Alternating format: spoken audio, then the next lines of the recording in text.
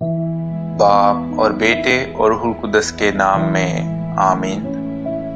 ہمارے لیے آج کی تلاوت حزقیال نبی کی کتاب، اس کا 47واں باب اور اس کی پہلی 9 آیات اور پھر 12ویں آیت۔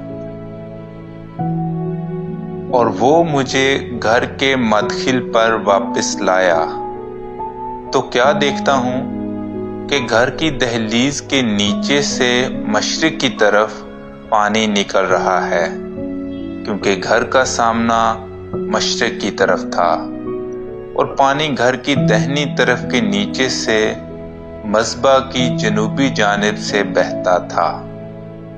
اور وہ مجھے شمالی پھاٹک کی راہ سے باہر لے گیا اور مجھے اس راہ سے جس کا رخ مشرق کی طرف ہے بیرونی پھاٹک پر واپس لایا۔ تو کیا دیکھتا ہوں کہ داہنی طرف سے پانی جاری ہے۔ جب وہ مرد مشرق کی طرف آگے بڑھتا گیا تو اس کے ہاتھ میں پیمائش کی ڈوری تھی، اور اس نے 1000 ہاتھ ناپا اور مجھے پانی میں سے گزارا، اور پانی ٹخنوں تک تھا۔ پھر اس نے 1000 ناپا اور مجھے پانی میں سے گزارا، تو پانی گھٹنوں تک تھا۔ اور اس نے پھر 1000 ناپا اور مجھے گزارا، تو پانی کمر تک تھا۔ اور اس نے اور 1000 ناپا، تو ایسا دریا ہو گیا جس میں سے میں گزر نہ سکتا تھا، کیونکہ پانی اس قدر چڑھ گیا جو تیرنے کے لائق تھا، اور ایسا دریا ہو گیا جسے عبور کرنا ناممکن تھا۔ تب اس نے مجھ سے کہا کہ اے ابن بشر، کیا تو نے یہ دیکھا؟ اور وہ مجھے لے گیا اور دریا کے کنارے کنارے مجھے واپس لایا۔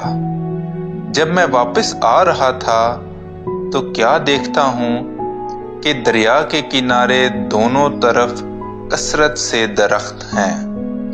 اور اس نے مجھ سے کہا کہ یہ پانی مشرقی علاقے کی طرف بہتا ہے اور عرابہ میں اتر کر بحیرہ شور میں جا ملتا ہے، اور بحیرہ شور میں ملتے ہی اس کے پانی کو میٹھا کر دیتا ہے۔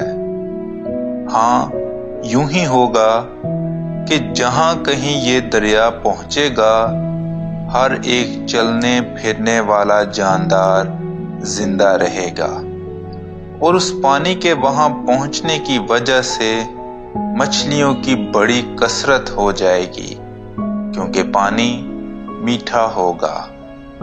اور دریا کے کنارے دونوں طرف ہر قسم کے میوہ دار درخت اگیں گے، جن کے پتے نہ کملائیں گے اور پھل موقوف نہ ہوں گے۔ وہ ہر مہینے نئے پھل لائیں گے، کیونکہ ان کے لیے پانی مقدس میں سے جاری ہے، اس لیے ان کے پھل کھانے کے لائق اور پتے شفا دینے کے قابل ہوں گے۔ کلام اقدس کا پڑھا اور سنا جانا ہم سب کے لیے باعث برکت ہو۔